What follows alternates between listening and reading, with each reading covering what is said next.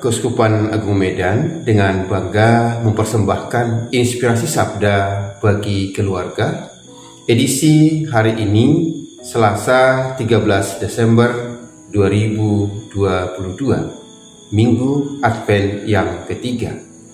Inspirasi Sabda diambil dari Injil Matius 21 ayat 28 sampai 32. Perumpamaan tentang dua orang anak.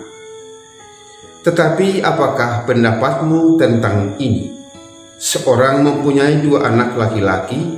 Ia pergi kepada anak yang sulung dan berkata, "Anakku, pergi dan bekerjalah hari ini dalam kebun anggur." Jawab anak itu, "Baik, Bapa." Tetapi ia tidak pergi. Lalu orang itu pergi kepada anak yang kedua dan berkata demikian juga. Dan anak itu menjawab, "Aku tidak mau." Tetapi kemudian ia menyesal lalu pergi juga.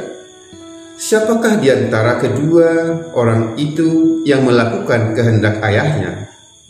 Jawab mereka, "Yang terakhir." Kata Yesus kepada mereka, "Aku berkata kepadamu, sesungguhnya pemungut cukai dan perempuan-perempuan sundal akan mendahului kamu masuk ke dalam kerajaan Allah.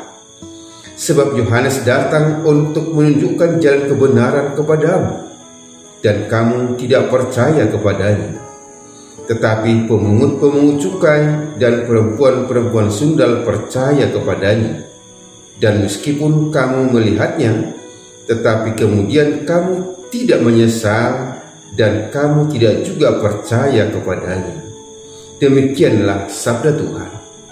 Terpujilah Kristus. Setiap anak mempunyai karakter yang berbeda. Bapak, Ibu, Saudara, dan Saudari terkasih, keluarga-keluarga yang terberkati, Injil hari ini berbicara tentang karakter anak. Kisah Injil menceritakan bagaimana Yesus memberikan sebuah perumpamaan dengan seorang orang tua yang mempunyai dua anak laki-laki.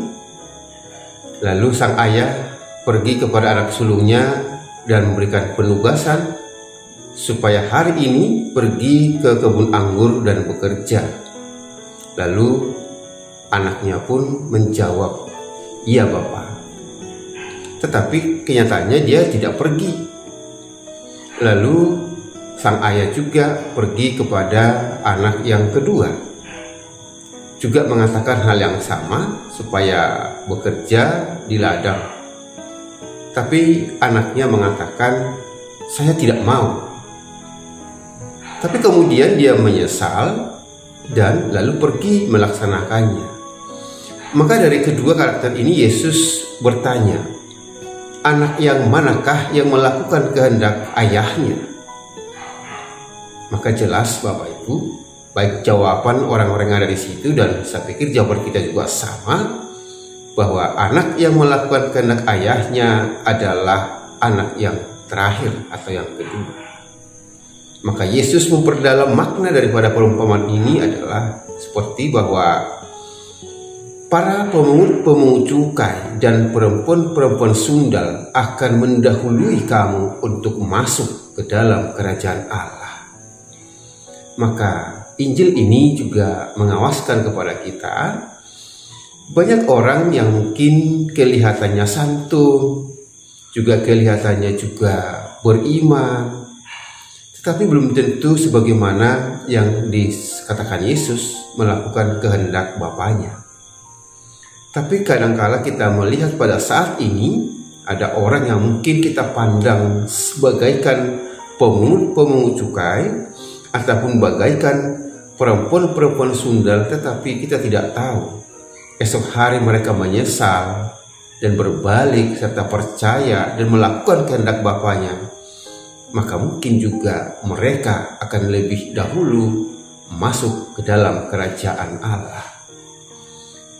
Ini menggambarkan kepada kita bahwa pertobatan itulah sesungguhnya yang ditunggu ataupun yang dinanti oleh Allah sendiri. Maka pada minggu-minggu Advent seperti ini, bagaimana kita juga bersiap untuk menantikan kehadiran Yesus yang kedua kalinya.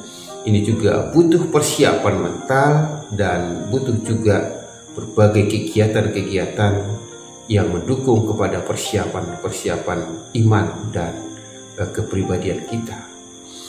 Nah, maka ketika Injil ini sama-sama kita renungkan, juga menginspirasi kepada kita bahwa kiranya ketika kita mengatakan sesuatu iya, baiknya memang kita juga melaksanakannya. Itu yang sangat terbaik. Tetapi justru banyak orang yang pada awalnya tidak terima sesuatu, tetapi ketika dia berpikir, merenungkan, malah ia menyesal, malah berbalik untuk melakukan yang terbaik. Justru pertobatan yang seperti ini yang dinanti oleh Allah kita. Nah, maka Bapak, Ibu, dan saudara-saudari yang terkasih, kerap dalam kehidupan sehari-hari juga kita sebagai orang tua menemukan atau menghadapi berbagai karakter dari anak-anak kita. Karena setiap orang, setiap anak pasti mempunyai karakter yang berbeda. Nah, yang menjadi tantangannya juga bagi para keluarga adalah bagaimana orang tua dengan arif dan bijaksana memimpin ataupun memperlakukan anak yang berbeda karakternya. Apakah perlakuan orang tua itu sama kepada anak yang berbeda karakternya?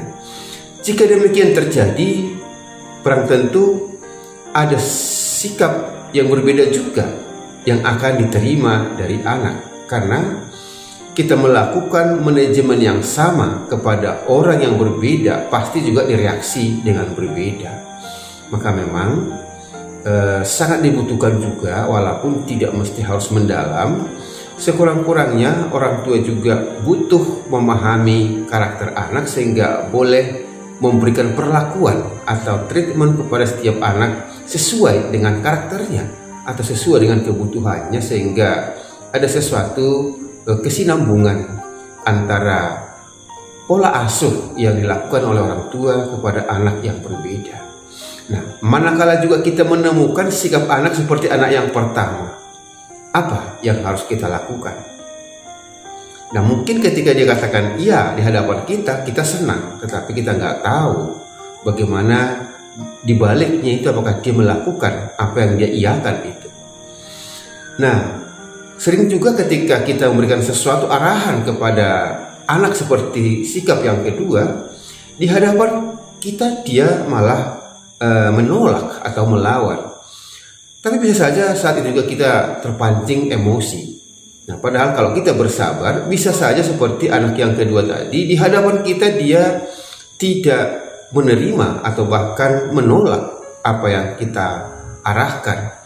Tapi ketika dia menyesali perbuatan atau perkataannya, tapi malah dia melakukan apa yang kita kehendaki. Nah, maka Bapak Ibu, dalam hal itu juga sebagai orang tua, kita dibutuhkan juga kesabaran.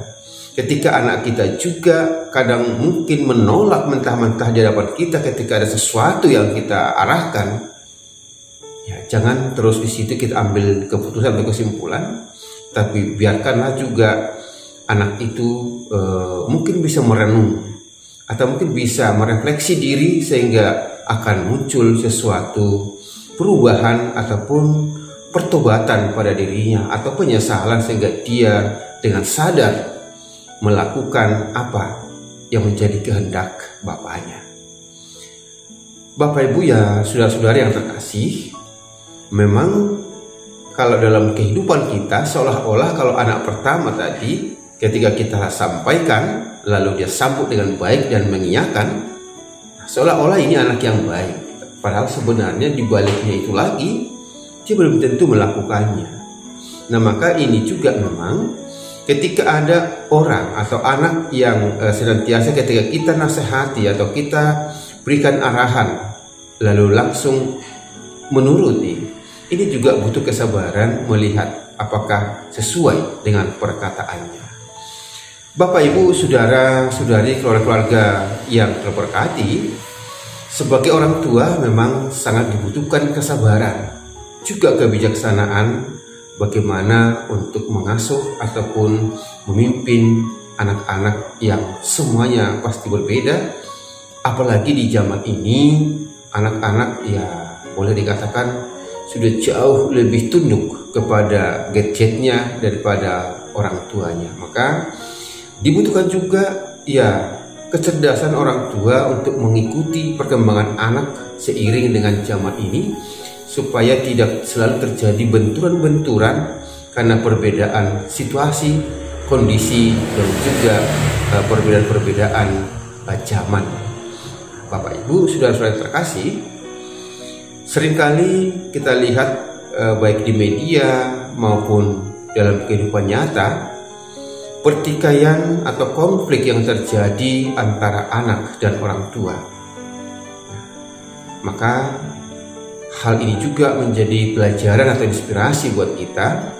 Kiranya kita semakin bisa memahami ya keadaan dan memahami zaman ini, sehingga kita bisa sedikit mengendorkan zaman kita, sehingga kita sedikit boleh lebih memahami keadaan kondisi anak, sehingga kita pun tidak terpancing untuk marah ataupun emosional terhadap anak-anak kita yang memang sangat berbeda zamannya. Ketika kita boleh bersabar, mudah-mudahan anak-anak kita juga walaupun di hadapan kita mungkin melawan, ya semoga dengan doa-doa kita juga dan kesabaran kita, semoga anak kita juga bisa menyesal dan bertobat. Nah, terkhusus pada masa Advent ini, semoga kita pun semakin mempersiapkan kebatinan kita untuk menyambut Sang Ilahi yang akan datang, sehingga kita pun layak dan pantas merayakan kelahiran Yesus kita pada saat Natal nanti. Tuhan Yesus memberkati. Amin.